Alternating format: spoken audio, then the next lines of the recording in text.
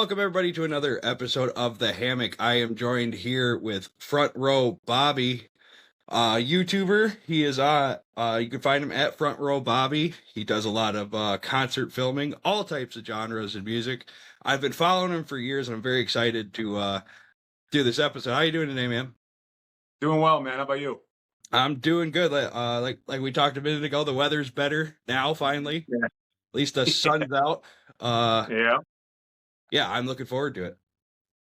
Well, it's a good season coming up. And I appreciate you. I appreciate you visiting my site. Appreciate you promoting it. It's been something that it's been a lot of fun over the years. People ask me how did I ever get into this. Well, I filmed my first show was back in 2012.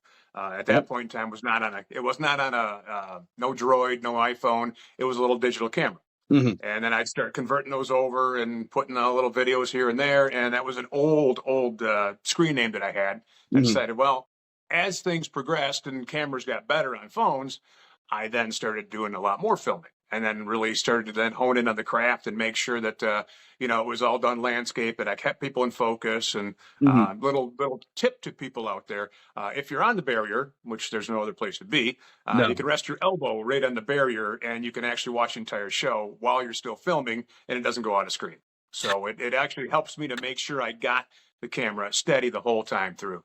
No, it's your technique that you use to do it, like you're saying, using your elbow on the rail and really giving you almost like you have a tripod there.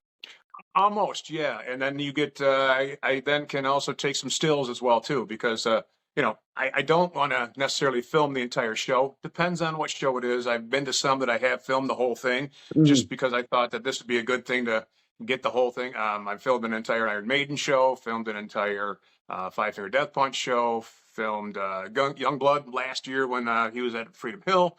Thought those would just be good ones to kind of film. The only problem with that is the camera only does, when you're filming in 4K, it only does 30 minutes. So you got to be very, very careful as to where are you going to cut it to be able to record it once again. So, yeah, it's always been kind of a labor of love. I've been a music fan my entire life. I would rather listen to music than probably watch TV. I would put on a football game and not necessarily listen to it. I'd have music going in the background. Yeah. Every day at work, music. Nowadays with cars not having CD players, I had to convert everything over to MP3 and put it on a couple flash drives. So I know 5,000 songs flowing through there. Just hit the shuffle and go. So it's in the car. So always wanted to play an instrument. Never learned anything, unfortunately. Little known secret. Nope, never learned how to be a guitarist. Never knew how to play bass. Wanted a drum kit, but mom and dad put the kibosh on that back in the youth.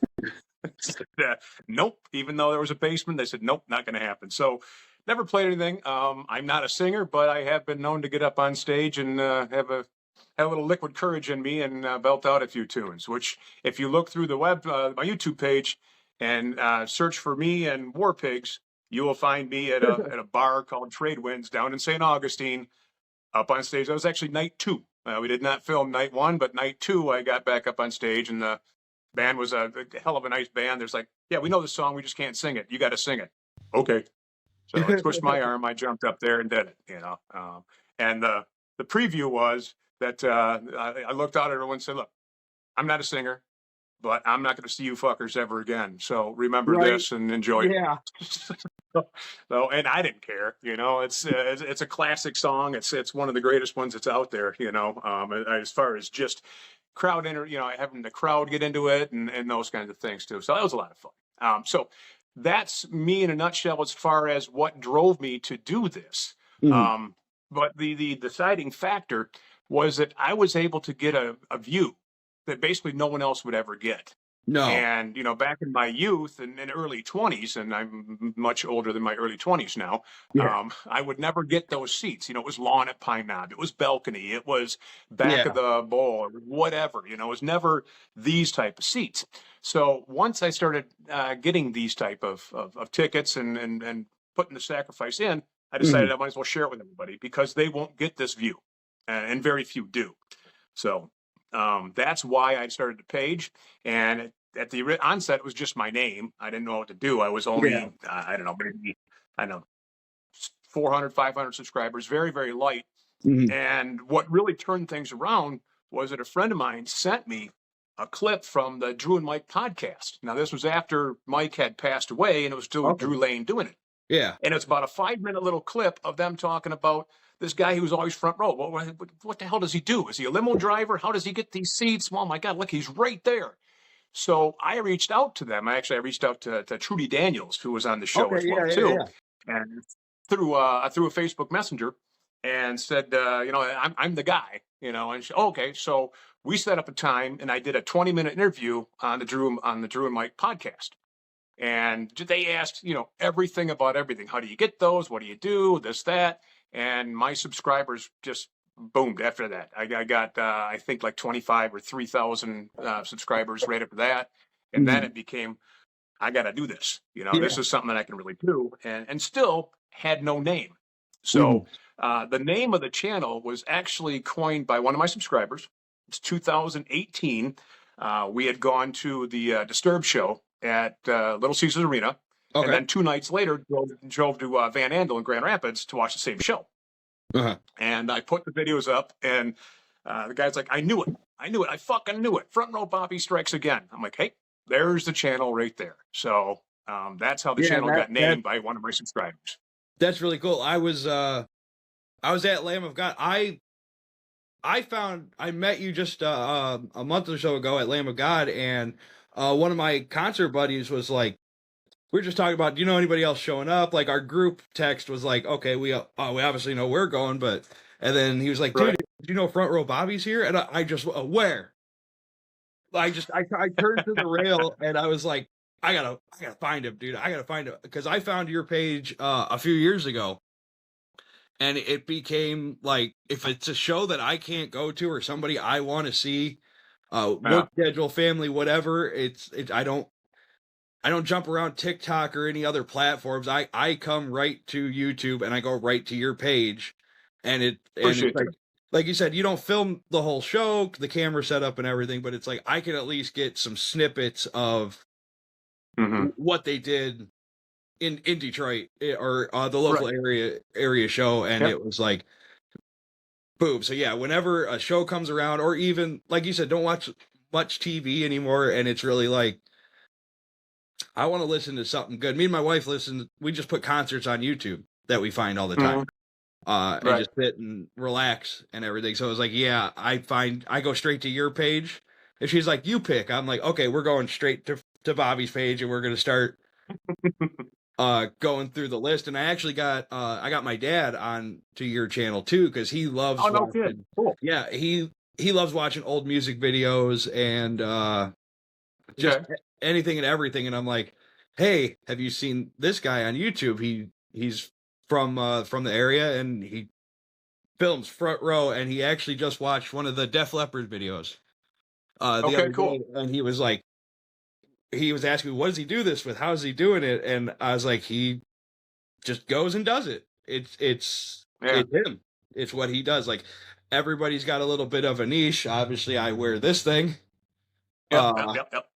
Which I think I actually got you at the Lamb of God show surfing. I think I got you in one of the vids, because it was a thing that I'd get some comments. Hey, you need to show some more of the crowd. So I've tried to actually get more of the mosh pit, get more of the crowd surfers, get more of the crowd in there. But I'm just not sure how many people actually want to see the crowd, and how many people want to see the show. So it's a fine line I got to walk every now and then. And I think that is true. Like, but you watch a lot of music videos. The Acacia Strain was just here on their 6 Feet Closer to Hell tour, and their videographer filmed 3 different shows, the first 3 shows of the tour, and threw it together as a music video. And yeah, it's a music video. To me, a music video is great to see the crowd and everything, but like, I think it is a fine line, like you're saying, to like, I want to watch the show that you're filming, but I do want to see how the crowd reacts, because there's so many bands. Pretty much every band, the crowd fuels the band. Right. The band, you learn as you go. I mean, obviously, I got my back to the crowd. Yeah. So you learn as you go. If security's coming up on the barrier, duck, because something's coming over my head. And of course, I've had several shots that have been, I won't say ruined, I've had several shots that have been interrupted because of that. Yeah. But it is what it is. But it also, I think, gives the viewer an idea of what it's truly like being in that situation. So there's good and there's bad. The unfortunate part is security's always in it, which I've gotten really close with all the security there. I mean, they know me. They're like, hey, cool, and that kind of stuff. And they're like, yeah, no, we got you taken care of. And so that's really helped a lot. And the photographers, we've met so many photographers that have also become friends too. But first 3 songs, it's just a sea of shit in front of you that you got to kind of film around or do whatever you can. You're going to see the back of somebody's head. But there's been, countless times that we've been able to meet the photographers. They've given us different things. One of our photographer friends, and I'm trying to stay, linear on everything. Yeah. One of our photographer friends, we were at it was Slayer. It was Slayer, Testament, Anthrax, Behemoth, and Lamb of God. Through not in that order, but that's who was on the film. Yeah. And then Anthrax was out there, and during Madhouse, Joey Belladonna grabbed the photographer's camera, started snapping pictures. Well, he looked through them, and shit, there's me and Mrs. FRB right there in the front. Yeah. And so he actually turned that into a nice, 13 by 19 panoramic picture of us for the entire crowd at Freedom Hill. Yeah. So those kind of things that, you get those kind of views, you get those kind of camaraderie. I've even had people like, hey, is Front Row Bobby going to be here? No, he was in Indianapolis over the weekend. He's not going to be at this one, kind of thing. Yeah. So I try to stay mostly around here in Michigan, but I'll drive to Indy. Noblesville at the Ruoff Music Center is it's a great venue. It's a great venue. I just went last. It's just like Pine Knob, but it holds about 20,000. So it's wider than that. The lawn is actually thinner. It's shorter, but it's wider. And the pavilion's wide, so it holds about 20,000. But nice outdoor one. We went to, I think it's called Riverside last October. We were decided to go down and take in a Lions game against the Bengals. And Judas Priest and Alice Cooper the night before. So I'm like, that would have been a great show. Now that one was a last minute ticket, just grabbed it. Unfortunately, that was a secondary market. It wasn't front, but I was able to film a little bit and just have some mementos. But it was a cool show. Yeah. People always ask, how do you get down there? Well, 2 parts. It's pre-COVID and it's post-COVID. Yeah. And pre-COVID was basically just buy the ticket, buy the early entry. If you had a fast lane pass or whatever, do that. Or sometimes they had like an upgrade to do a quick, get a poster or whatever, and you got in a little bit earlier. And so they would just get in. As soon as they gave you the nod, run like hell. And that's been, I joke all the time that if you're behind me with a knife, you're going to catch me. If I'm going to that pit, you ain't getting by me. So, and that's just been my mentality. Unfortunately, as the years continue to go, that may not be the norm anymore, but it's still a matter of, because they've changed around how they do things. So flash forward to post-pandemic, and because of all the money that was lost, now what happens to ticket prices. So it's been I try to go to as many as I can, but you also have to pick and choose some, because ultimately it's going to be the money. So now more times than not, it is still the money spent, and you still got to get there early. So because the worst place to watch a show is second row behind someone. There's nothing to hang on to. You got nothing. When the crowd moves, you just get blasted, man. So it's a labor of love. I'm a huge Iron Maiden fan, as you're well aware, and they have a first to the barrier competition for every single show, other than festivals. And Maiden is a community that's so tight knit and is so cool that I've met so many people from all over the world at these different shows in Toronto and been to Pennsylvania and been to been to Noblesville, been here, been to furthest I traveled, I think was Pennsylvania there to see a show. And when you get first to the barrier, they give away 60, and each person gets to bring a guest. Well, there's not 100. There's not room for 120 across the barrier. Yeah. So that typically means 7 a.m., 7:30 in the morning. We're there, wait in line, try to find a place to seat. That's it. I've now got portable stools and things like that we can sit down on, and I just throw them in the bushes. Yeah, I just throw them in the bushes. And then people show up there with cases of beer, and they bring sandwiches and pizza, and it becomes an entire afternoon. But I don't know, maybe I'm insane, but getting to a venue at 7:30 in the morning and waiting there until 5:30 to get walked in, to wait another 3.5 to 4 hours for Maiden to actually hit the stage. Yeah. It doesn't seem like that long, but that's what you got to do. And I've had to for a Slayer show, I've had to run from the very front of Pine Knob all the way around the corner down this. You just do it. Yeah. You know, if you want to have that view, you want to have that time. Yeah. You just, you know. And so like you were saying, with like the worst place to be is behind somebody in the thing, and it's like I actually got to see you film at Lamb of God, and like the way you do it is so conservative to like the people that are behind you. Yeah. You know, you're not one of these guys running around like the phone's up in the air. Like that's what you're filming and you're getting high quality video, but you're also living in the moment too. Yeah. You know, and like it's pretty much it's right here, you know, the whole time. So I'm filming and I'm able to take a quick eyeball down if there's something that I want to do. Yeah. But I'm not, you know, I'm letting people behind me actually see something. And you're right, you'll see people all over. They got their flash on, they got their phone up, and it's in people's way. And I've seen some dropped, and you know, the people who are crowd surfing filming themselves at the same time, and their phone gets you know, hits the floor, hits somebody in the head. It's just to be a little bit respectful to those behind you. Exactly. And yeah, I've got to meet some great people out there, and you know my business card too. Yeah. So that was something I stumbled into. How'd that come to be? So for those of you, my business card is basically a guitar pick. And one side it shows, you know, Front Row Bobby with the logo that's on the page, and on the back is a QR code. And really small written on there is "Life is short, buy the fucking concert tickets." So actually, I think I left it PG on that one. No. I don't have one on me, but I think it is. Yeah. Yeah. I could go grab one, but nonetheless. So I thought once the QR code got on there, that'd be perfect because people just, you know, scan it and go. Yeah. And it's worked out excellent. It's a company called Diario. And I stumbled across their page. I was just running a search on Google for custom guitar picks, and found their page. Lets you completely customize anything you want to do. So I started creating the logo and things like that. And I learned really quickly that people started taking the logo from my page also before I actually put a little bit more on. But it was still on the, you know, still matched the pick.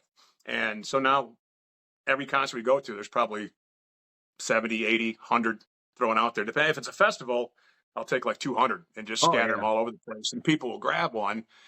They'll go there and they'll say, "Hey, I found this at I think Upheaval last year. I found this one there. They had cool videos, that kind of stuff." So I thought that what better way to actually give somebody a way to find the page, and also give them something that if they play, they can use it to play. You know, I used Dario strings, and I just restringed my guitar not too long ago, and I hit it up. I was like, I couldn't find one. And I looked down, and there's like 3 of them that I had of your picks, and I'm like, I'm sure he's not going to mind if I use this. and I used it to get it going. But no, it's such a cool idea. I started with for the banana doing stickers, but then like there's not a lot of places that actually let you take stickers in. And I'm running around in a banana, so at the same time, like if I give these to people and somebody slaps it on something, they're gonna know who it was that gave it out. So it was I actually got a hold of you after the Lamb of God show. I was like, hey, where'd you go to get them? Because it's a great idea. That's funny. That's where you get your strings. Yeah. They've sent me a couple promo boxes of strings. I'm like, I don't play, but okay, I'll find somebody. You know, I love their strings because of the work. Yeah, it's a great site. There's a few other ones out there, but that's the one that I found that was absolutely the best. Yeah. And they do a great job with it. Fast shipping, free shipping, as you're aware of the order. So very, very cool. They've started to change their format a little bit, so it's been more difficult for me to go back in and get more of reorder the same ones. I'm kicking around maybe getting a different version of it. QR code will always be there, but maybe a different version. I don't know. I've had no complaints, so it's been a great way to give those out and just leave them sitting around. No, it's better than just a business card too, because it's like it's themed to what you're doing and to like where you're at, and it's really cool. It was a great idea, and unfortunately I'm gonna have to steal it from you, but it's Go for it, dude. I mean, that's what it's there for. It's I mean, it's there. It's to promote everything and just make people aware of it because it's a nice, easy thing for them to put in a pocket, put in a wallet, whatever, and then either use it or just give it to friends. And I've had some nice. It's some good word of mouth from that. They've given out to other people and things like that. And they checked it out, and hey, just like you said, hey, my dad checked it out. And I wanted to say something when we go back to the Def Leppard show in Vegas. So how that came up was that we were going to be there for the week, and decided, well, might as well. It's opening night, and okay, fine. So that one was actually a little bit more expensive. Had the early entry floor, but the problem with some of these venues that you've never been to, you don't know what you don't know. And by that, I mean is when we got down in that pit, there's no barrier. The stage was almost 6 feet tall, and I'm crammed right up against it. Yeah.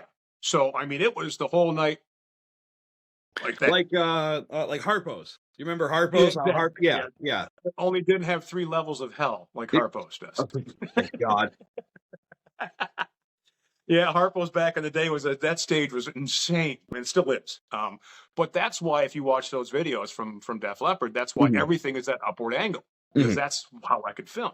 And the stage below that was all this mesh that was across it, and behind that was all the low end. So you really couldn't lean against anything. You had to kind of stand there. I mean, it was a rough night, man. It was just the crowd was fine, but it was really hard to film.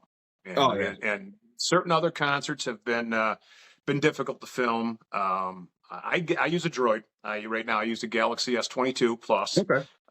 And before, all through the years, I've used the Galaxy phones because I think they do a great job.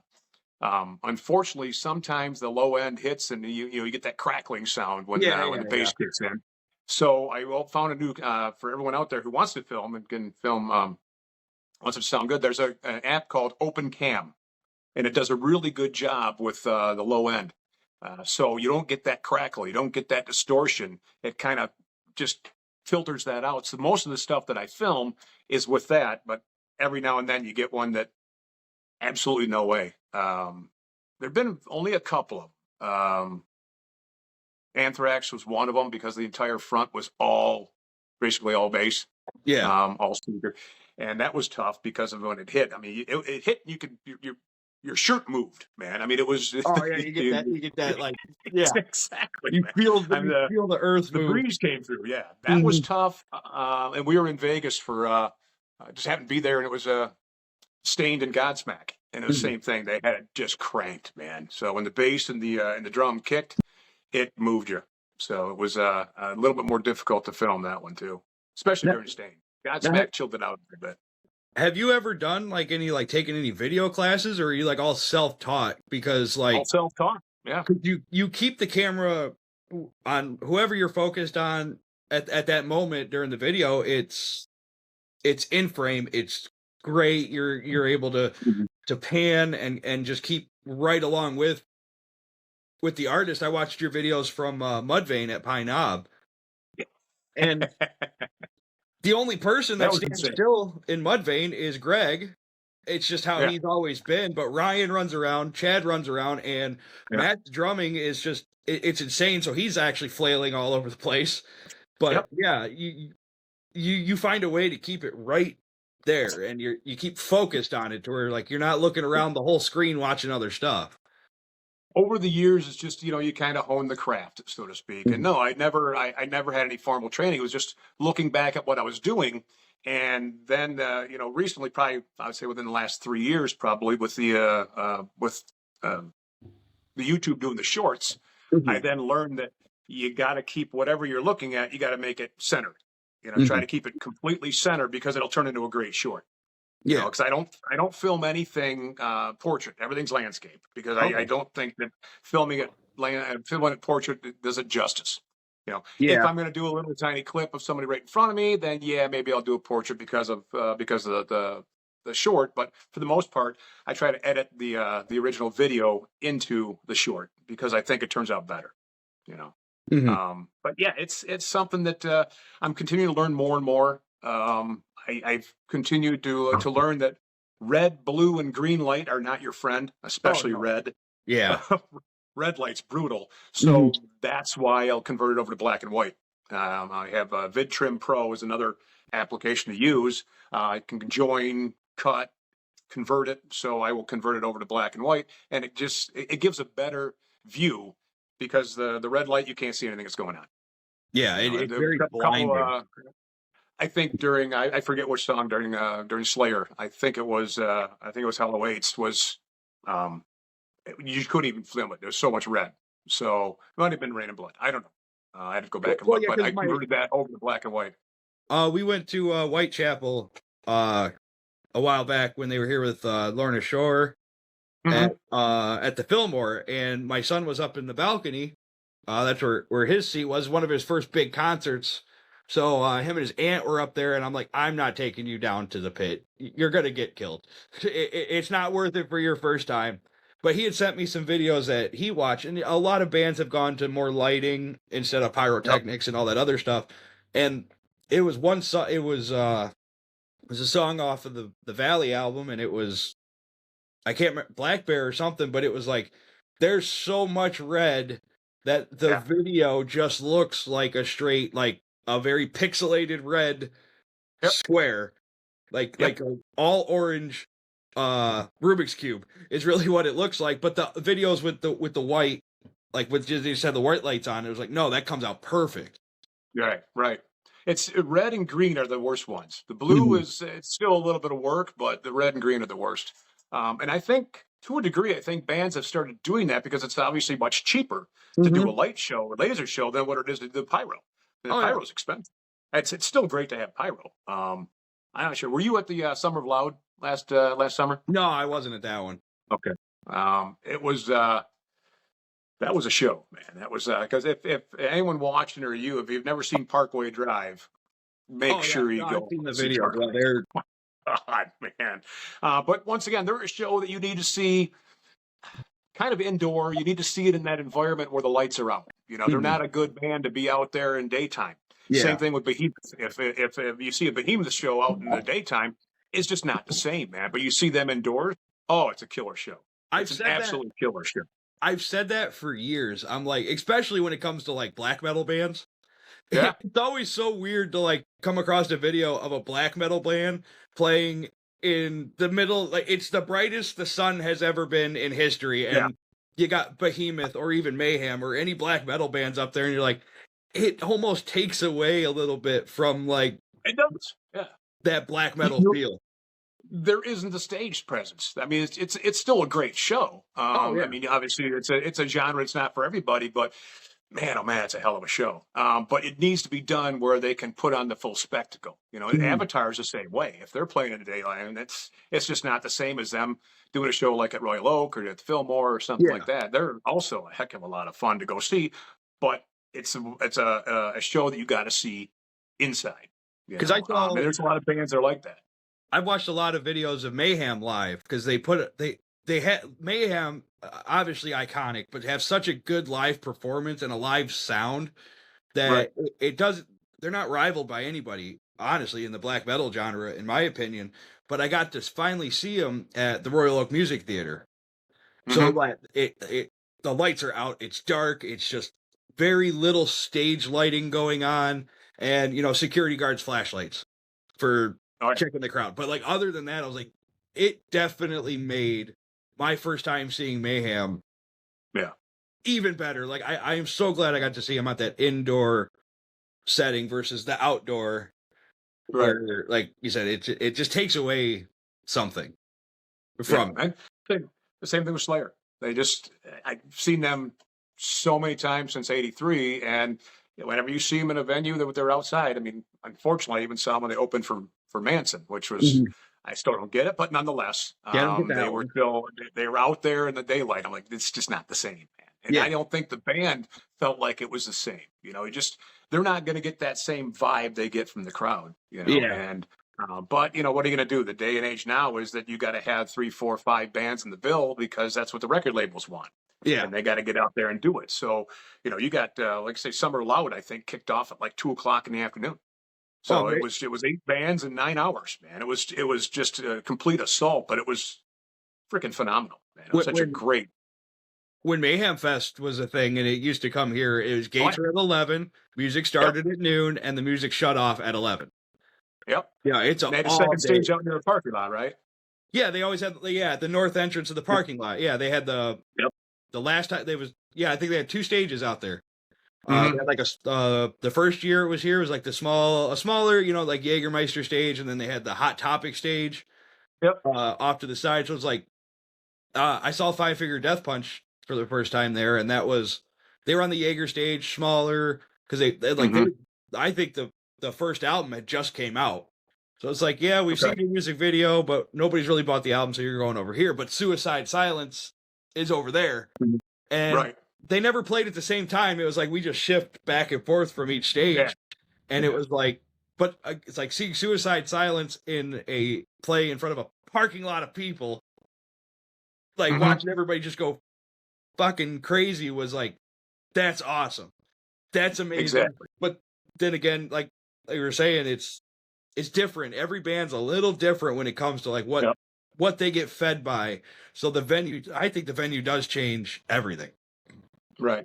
Yeah. It's over the years, as I've stated, it's a long time I've been going to shows. I mean, I saw Godsmack on Ozfest on the second stage. I saw Lamb of God on the second stage. I mean, we were talking 99 when I first saw Godsmack, which there was so much. I'm not going to badmouth them. I'm not exactly sure what to expect. I am going to the show this year, and I'm not exactly sure what to expect because it's not Godsmack. It's Robbie and Sully. Sully, yeah.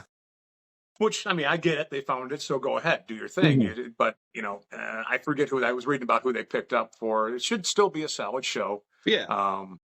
By the way, did you hear that Sully's dating Dorothy? I did not hear that. I saw that last night. Someone chimed in with that. They're like, interesting. Unfortunately, people were bad-mouthing Sully, like, it won't last long. It won't last. Like, come on, man. The guy's had a hard life. I mean, the song Truth wasn't written out of nothing, man. It wasn't. Yeah. That's a rough tune. So, I mean, all these guys have had some really, really, I think, hard times over the years, but they persevere. And they still go out there and give it their all. And that's what I respect. And I really, I mean, there's nothing quite like the live concert experience. When that note hits, when those lights go down and that first note hits, and it's just, I mean, I feel like it's Christmas Day. I'm 7 years old and it's Christmas Day again. And oh my God, I'm going to get my face melted by this, that kind of thing. It's just awesome, and like I say, over the years, getting to know security, Pine Knob, we got to know all the cameramen that are there. So one of the best comments I think ever, it was I think it was Shinedown and Godsmack, I think, when they were playing there, that buddy of mine texted me. He's like, dude, you're on the big screen more than the band. So they kept putting it's a good thing you know the lyrics. It's a good thing. So you get a lot of screen time that way, and my phone will blow up during the shows. And it's, if to anyone out there who wants to do it, unfortunately now it's kind of got to spend the money, but you also got to get there early. I mean, you have to make the commitment. Not everyone's doing it though. I'm going to Kill Switch in June, and they're playing the film. Me and Moofy will be there with you. I bought the fast lane, so I bought the basic ticket in the fast lane. So I'll get down there probably 3:00, hang out, do whatever. It's a long day, but hey, it's worth it. That's what you got to do. I mean, right now I enjoy doing it, and I love getting down there and get to meet people. I get to meet new people, hand out pics, shoot the shit, and then I think that my subscribers, my fans are like, what show's next? Which one's going to do now? Which one's going to do now? And I think that to a degree, I owe it to the people to get there and do my best. And Jeff State's coming up in a week and a half. As long as you enjoy doing it and you're having fun and you're seeing bands you want to see, I think that's the most important thing. Like, there's bands that I don't like, but I don't do what you do either.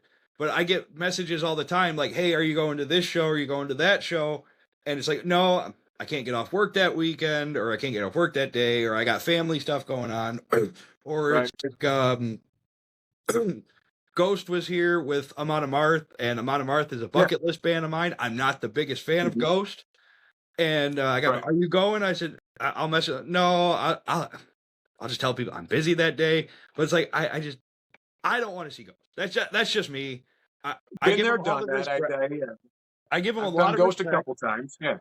but like that's just it's not my thing. And like one of my biggest things, I hate it. And it's not just music. It's all forms of art and everything is gatekeeping. I think it's the stupidest thing in the world that somebody's like, well, you don't like Ghost? Well, fuck you. I'm not gonna follow you. I'm not ever gonna talk to you. I'm just gonna talk shit about you because I don't like a band.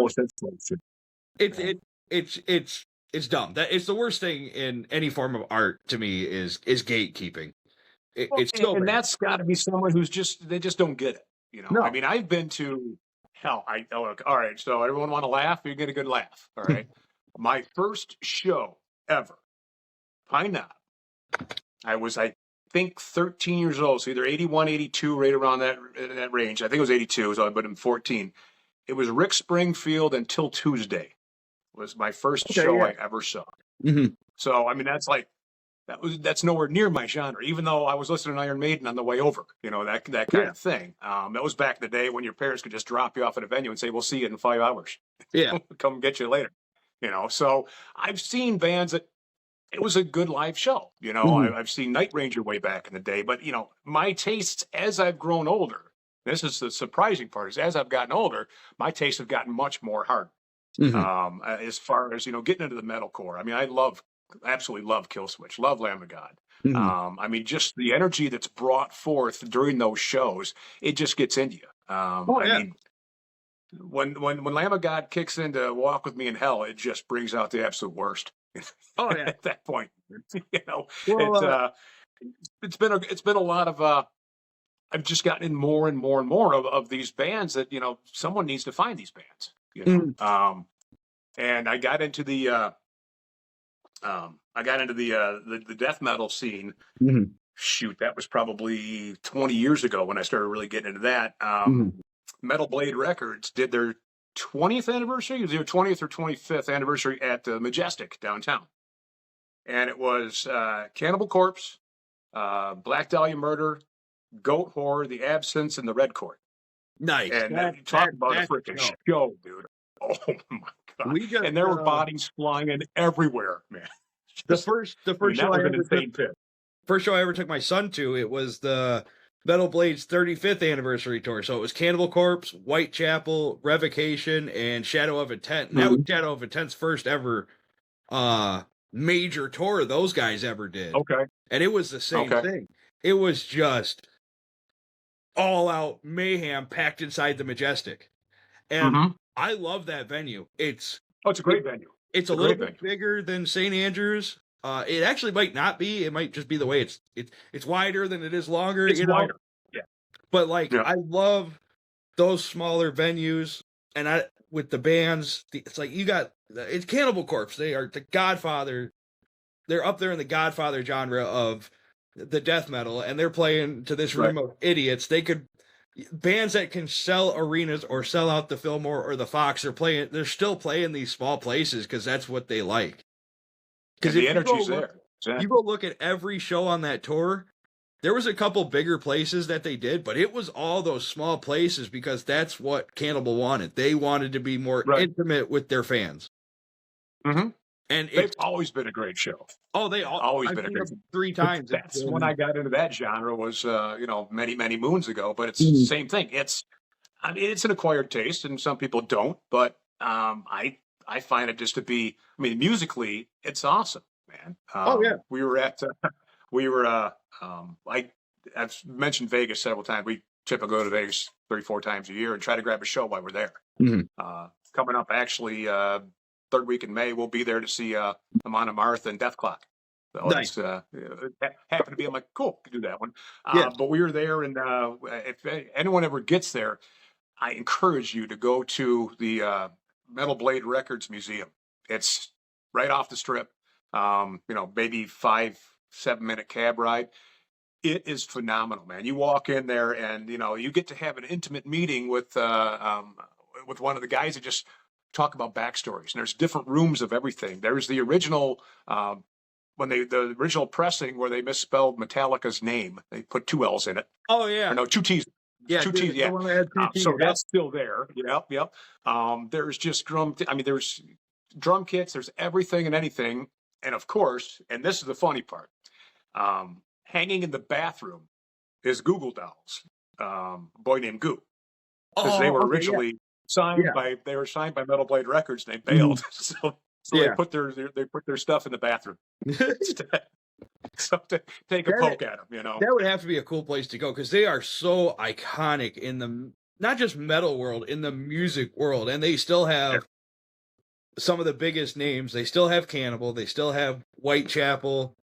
I think Killswitch might still be signed to them, but like they have opened up metal to so many. Right. John. They went after bands that nobody else would touch. They were like, we're going to put this shit out there, and you're just going to get your face melted. And if you don't like it, then don't listen. But it really found its niche with the hardcore audience. And there's so much history, man. You just walk from room to room, go, oh my God, holy shit. It's everything that's there. And for me, it was like, this is just beautiful. I mean, I felt once again, I was like, I went back to 7 years old. Oh my God. The memories just flood back. The memory of that anniversary tour was it was right in my mind. I'm like, I knew this. People have. I'll ask you the same question, but I get asked, what was the worst pit you were in? And I'm like, well, I'm usually not in one, but I can tell you the worst one, and that was Parkway Drive in Anthrax. And I forget. I think that Jamie Josta opened up the show in his little side project, and I forget the other two bands that were there. But as soon as he hit, man, the crowd just erupted. I mean, they filled in very quickly, and there was a body seemed like every frickin' minute. I mean, there had to have been close to 300 during the course of the night, and I was there with my daughter at that point in time, and she might have been 16. She might have been less than that. So I'm trying to tell her, hey, if security comes up in front, duck, get down. So she learned real quick about life on the barrier. But that was one that was just, it was crazy, man. I mean, it was one after another after another. That's probably been the worst one. Second, and I trying to think if there's been another one that was rough. Rockville, welcome to Rockville. Offspring hit the stage, and there was just a sea of people. Of course, you've also got 15, 20,000 right there, and just a sea of bodies coming through. But they knew what they were doing. They being the security, and that's really the biggest thing. Is if security doesn't know how to handle this and never worked it before, it's a disaster. People get hurt. We watched people go over the barrier at Slayer's show in Columbus.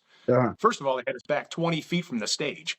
And it was concrete, and they weren't catching them. They were waiting for them to come to them and try to catch them. Like, you guys are going to get someone fucking killed. They're just letting them hit the ground.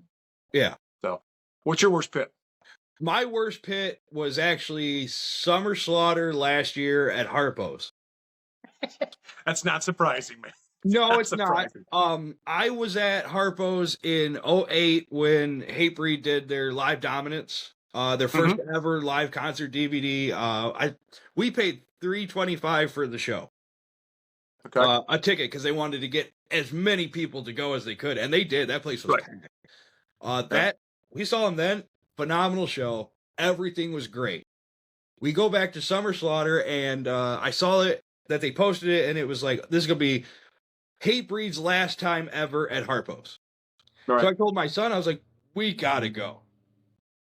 It's almost like a full circle thing for me, let's go, let's see it. I know the reputation of the venue, and it's not in a good area. It's the building's old as shit, but it's iconic though.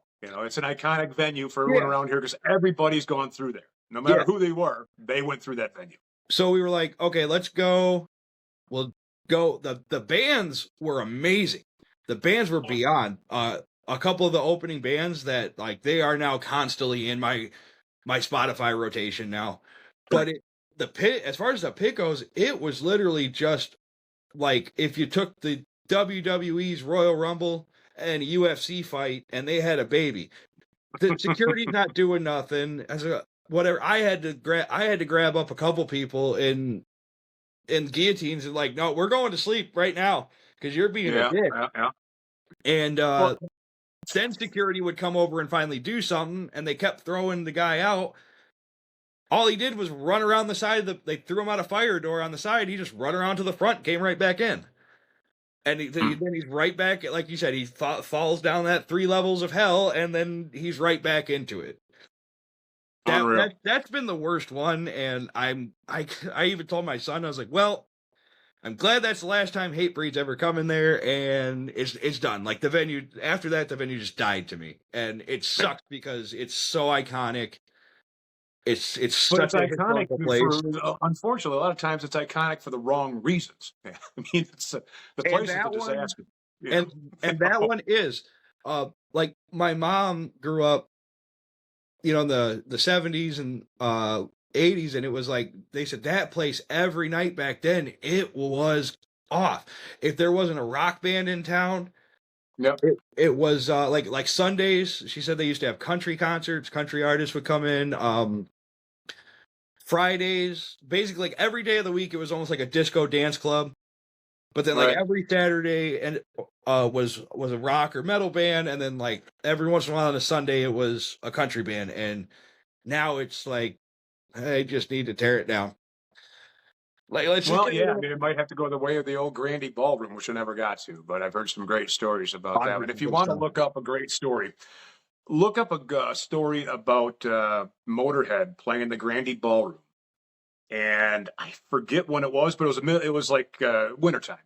And I got the story from a photographer friend who I'll give a quick shout out. There's a gentleman by the name of Ken Settle, and he's been a photographer icon for years. I mean, it's like in every one of the Hard Rocks, they've got his pictures hanging there. He was on. They had a bunch on. Yeah, they've had a bunch in Rolling Stone. So he passed away unfortunately earlier this year. We just did a little celebration of life thing for him back in March. But he told the story of Motorhead being there, and of course, there's no heat in the place. They couldn't pay the heating bill, so they're playing. And he said apparently they tried to heat the place by having the music just as loud as it could go. Plaster was falling from the ceiling. They just opened it up, and then everyone froze their ass off, and the ceiling came down, portions of it, because of how loud Motorhead played. So that was the old, but same thing. It was a venue that just got it got abused for so many years and just left left for dead.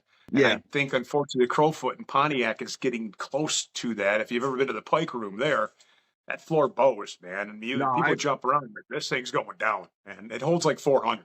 That's one of those places I went to back in the day. Like I came up in the MySpace era of deathcore with Cowboy and Whitechapel and all those guys, and it was like, when they came through, that's where they played a lot back in the day. It was like a bigger place, but it wasn't like they couldn't get into the Fillmore. They weren't selling enough to like load up the Fillmore or anything yet. Yep. So like, okay, let's go. And like back, obviously 20 years ago, it was great. And then but then bands stopped going there, and they just stopped they stopped caring about it. Yeah, and it's like I understand there's money issues involved, and there's all this, but like if you keep taking care of it, it will keep a thing. Right. Like I follow the Machine Shop on social media, and like love that venue. When we were in the pandemic times and like thinking about concerts and stuff coming back, it's like some of these little places might not survive. But it's like following what they did, it's like they did everything they could. They took the time and put more money back into the venue. Yep. Like they were kind of like, okay, it's pause button time. Let's fix some stuff up. We'll keep putting merch online to sell. You can buy a bunch of machines, and like they just used it and fueled it, and it's back to being better, if not better than it's ever been. It's a great venue. It's actually one of the that's up there with me, just because it's a nice intimate venue. And if you don't get there early enough or can't get there early enough, you can actually make your way over to the stairs and actually be about stage high, and you get a nice unobstructed view. I think if I saw right, I don't think they had any shows scheduled for June or July. So I think might be something going down. They might be doing some stuff to the venue because it looks like there's nobody for 2 months. Maybe. So I mean that would make sense to go do. That was I got buddies that live in that area. We went to. I've gone to Machine Shop countless times. I'll be there for Chad Gray for his little solo gig day after Memorial Day. Don't know what time I'll get there, but I'll be there and He'll be there. do the best I can. We did a meet and greet with Nonpoint there. Oh, really? Way back when they were. It was before X came out, and their meet and greet was them out on the patio along with the fans who paid for it, and we got to listen to the whole album before it even dropped. And I walked around, talked to everybody, signed. It was like $100, man. I'm like, come on, let's do it because it's very cool. Getting back to Crowfoot, I took Mrs. FRB to Guar at Crowfoot. Well, that's kind of an iconic place for them, yeah. 2.5, 3 years ago, something like that. And I'm like, no, I'm not going to do the floor. I'm not going to do the front. No, I knew what was what because it's like not my first Guar rodeo. Yeah. And so we were up in the balcony, and good view. Crowbot and Necrogoblicon opened the show, so that was good, two good openers. Yeah, and we still got hit, man. During Venom of the Platypus, they frickin' put that blue. The blue one into the platypus, picked it up, and just frickin' hosed everybody in the balcony. He's like, son of a bitch, man. So we got blasted in blue. So when I saw them at the Mudvayne show, this one of my favorite stories because I go there and I'm typically not a guy who does the fanny pack thing, but when I go to the shows, I do because I can put all my shit in there and it's it's out of the way. Yeah. And I'm like, okay, not my first Guar rodeo, so I'm there. And before we went to the show, Nonpoint had put up a post and said, "Hey, Clarkson, who's coming out to see us?" And I said, "I'll be the gray-haired fucker wearing the white Guar shirt, dead center." And so out walks Nonpoint, and Elias looks down and is like, yeah. So they actually read it. So that's kind of cool. And they Butcher Babies, then Nonpoint, then Guar. And so Guar comes on. I put the phone in the waterproof phone case. I put on surgical gloves. I got everything all wrapped up and ready to roll. And they get off stage, and I just got blasted. I mean, I didn't do it. The picture, the shirt's still hanging up down here in my basement. It's all purple now. I wore it one time. It was a white one. Wore it one time, let it dry in the garage, and then put it down here. And they get done. I strip the shirt off, put it over the barrier, reach into my fanny pack, grab out another shirt, grab out about 25 wet wipes, and I'm just getting myself all cleaned up. And dude's looking at me, he's like, "What the fuck?" Like, not my first rodeo, man. So I get myself all cleaned up. Everyone else in the crowd was just hammered. So I put all that shit back in the fanny pack. Fresh shirt. I'm not covered in blue. The legs were, and the feet were. My shoes were soaked. So I get home. I'm like, that purple didn't come off the toes for probably about a week, and I was sitting there for the whole night wearing these purple shoes. By the time I got done, but I know what to expect and go to. People didn't know what to expect. I'm like, how do you go to a band and not know? It's like how do you go to a Behemoth show not knowing you're going to get stage blood? Which I did. I was the only one who had a white Slayer shirt on. And I got freaking hammered.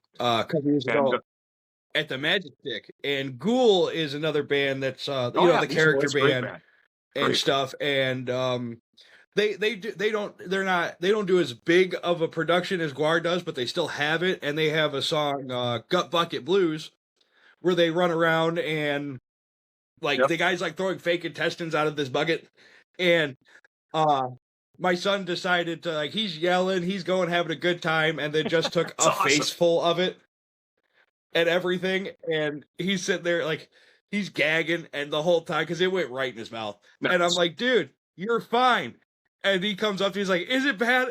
Am I gonna die? I'm like, no, dude, it's literally because there was a sign going in the stairs, going upstairs to the Magic Stick that stated that Ghoul uses liquid prop effects and everything, and it literally listed a list of ingredients. I'm like, okay, if you didn't pay attention to that sign, it literally is just tissue paper, tissue wrapping paper and water and food coloring. You're not gonna die. Right. Yeah, it's nothing that's I really don't think a band's gonna throw chemicals benign, right? at their fans. It'd be a really odd thing to do. It's not Jonestown. Have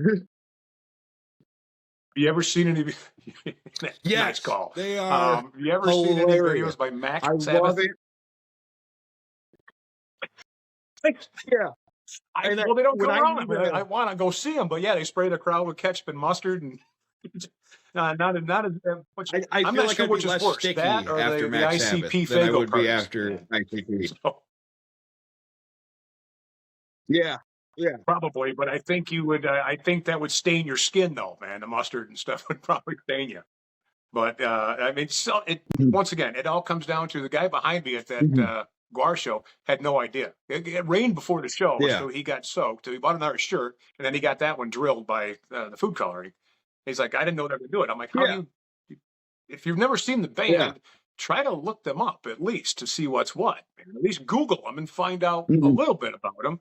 Like I say, that's why I knew that I knew Behemoth through the Spit Blood. I couldn't And imagine didn't think it going was to a gonna be me, Guar but show nonetheless, and like it never would be. knowing who they were. Like Um, somebody just bought you a ticket. Like, hey, you're going to this concert with me, and then you walk in like.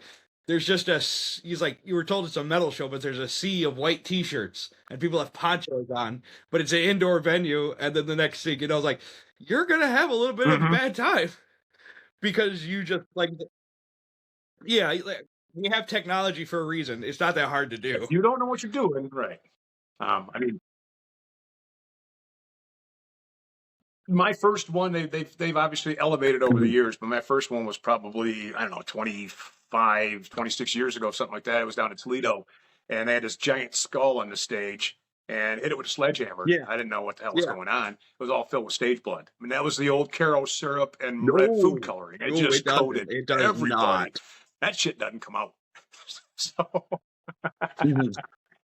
that was bad. But once again, that's always a story. And of going to these shows, I've met people like you waiting out in line, and hey, didn't I see you here? Or didn't I see you there? And it's great when people come up. Aren't you Front Row Bobby? I'm like, yeah, that's me. Like, oh my god, I subscribe. I'm like, cool. And so it opens up the door for a lot of conversations because quite honestly, I think I've been to many more that some people would never even go to.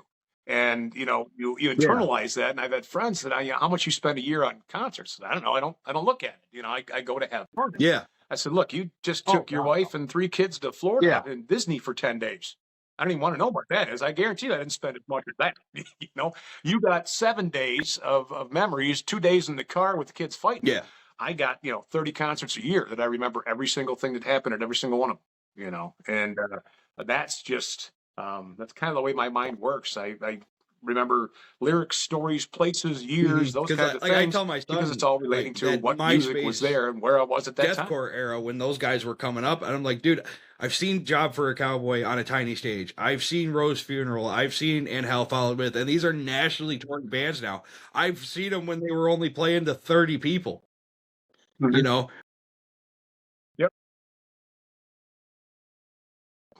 I saw before they revamped Machine Shop. I saw Five Finger Death Punch at Machine Shop. I saw Hailstorm at Machine Shop. I wasn't there when they filmed the video for I Miss the Misery, but I saw Alter Bridge come through there, and the opening band that was Another Animal. It was Whitfield Crane from Ugly Kid Joe.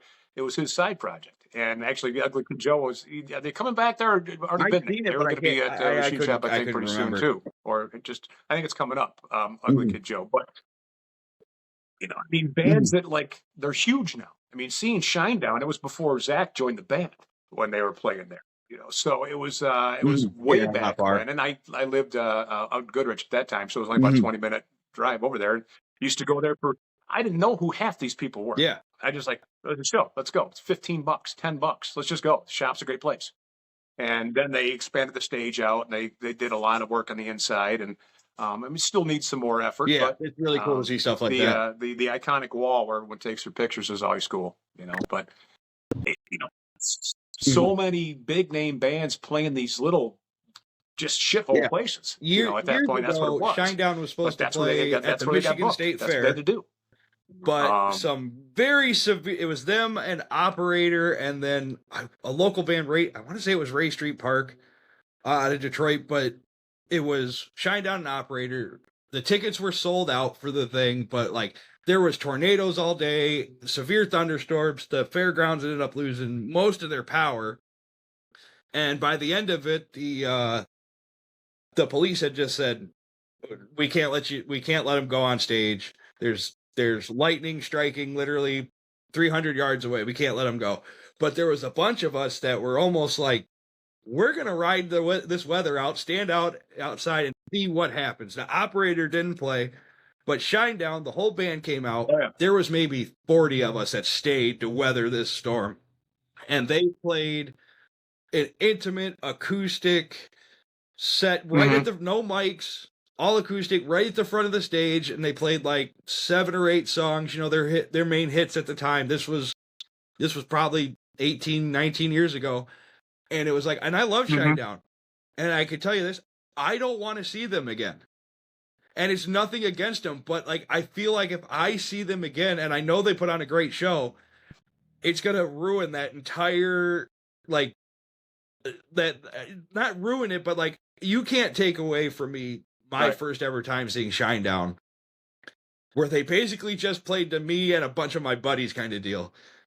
Like, where they were actually, in between songs, they're actually talking to us. Oh, where are you from? Where are you from? Oh, that's awesome. What made you guys want to stay? You know, like actually having like you with Nonpoint, and it was like, you can't it'll never get taken away from me. So I was like, that's the stuff that I tell my son and I tell his friends and everything. Go and live in the moment, because like I saw Slipknot first time, Mayhem Fest 08. Yep. The next time I saw them was 2012, and that was after Paul Gray died. And they did the first tour after Paul's death, but they did a great tribute to him. They had the original guitar player, Donnie Steele. He played bass off stage for that entire run, but they had Paul's mask and his bass up there. And like, and you know, that's Joey just passed away a few years ago. So it's like one of those things, like I got to see him when it was Slipknot. And they still kill it today, but it was like, I got to see Slipknot. I always think of that kind of stuff. Like I never got to see Ozzy or anything like that. I never got to see Dime play. I never got to see Randy play, but it's like, it's what it is. And that's what I tell everybody. Go live in the moment. Go do it. Put your phone down, get out of the screen for an hour or two. And the one biggest person that like is so inspirational on that end is Vincent Bennett of the Acacia Strain, because he'll stop the whole show in the middle of it, like in between songs, and he's going to sit there and he's going to talk to everybody for like 5 minutes while the band switches guitars, tunes up, whatever, and he's going to tell you, that's cool. We are here, we are right now, thank you for coming out, but for 3, 4, 5 hours of the day, everything out there in the world doesn't exist. It is right here, right now. And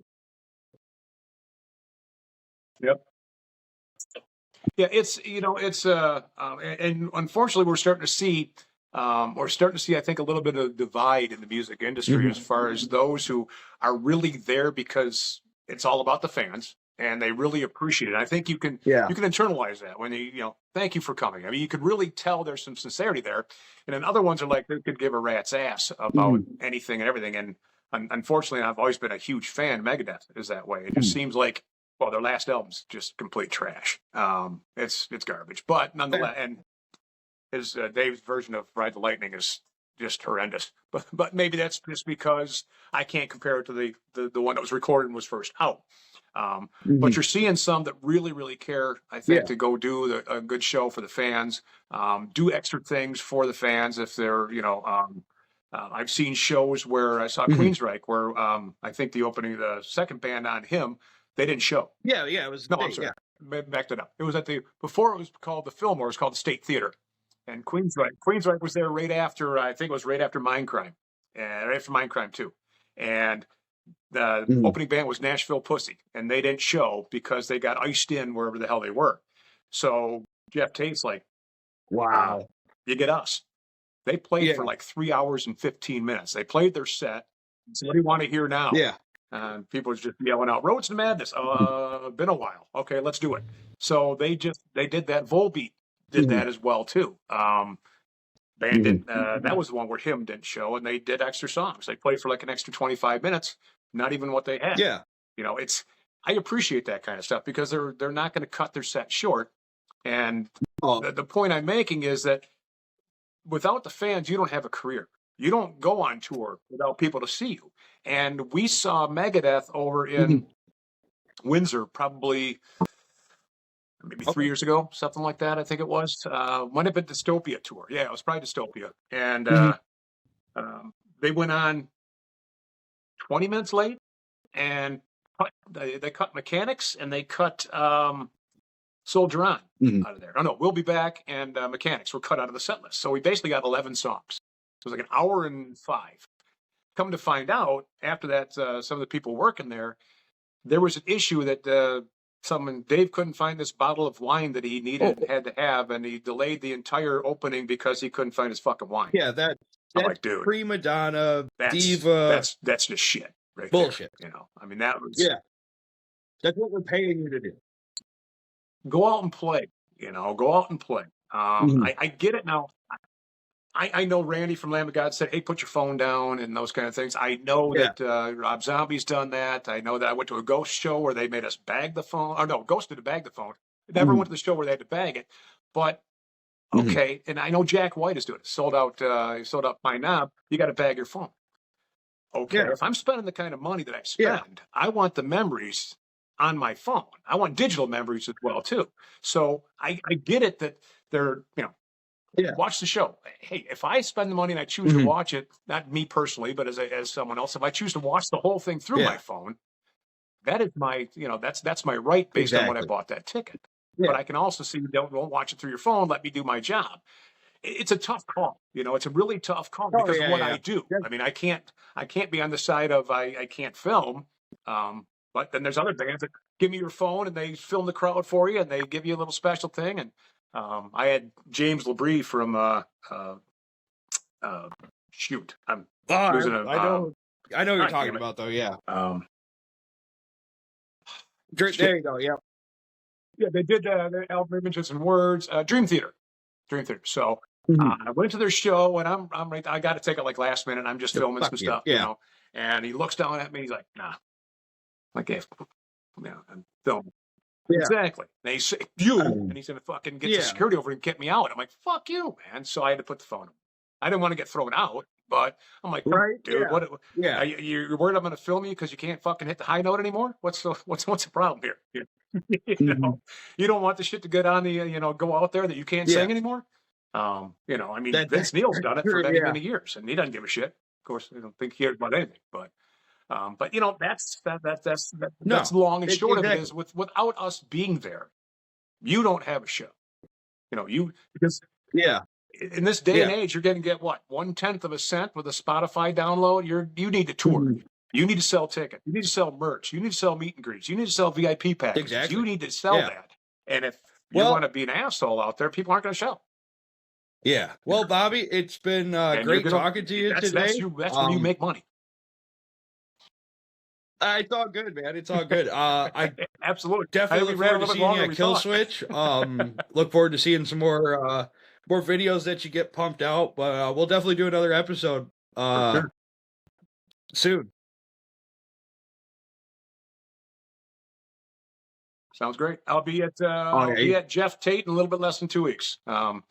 Always loved that guy's voice. Always loved it. And doing his final stand on Mindcrime. So.